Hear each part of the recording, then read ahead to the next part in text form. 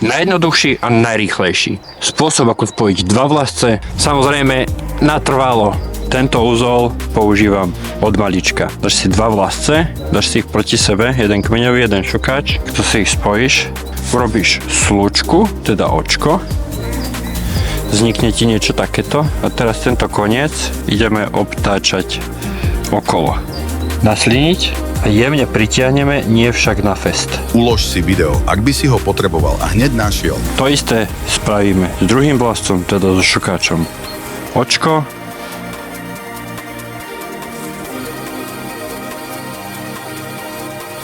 Pritiahneme. Nepriťahujeme ho úplne na fest, len ho dotiahneme, nech sa pritiahne. Teraz máme tieto dva uzly a pritiahneme k sebe. Hotovo. Niekedy sa podarí krajší úzol, niekedy horší. A úzol je hotový.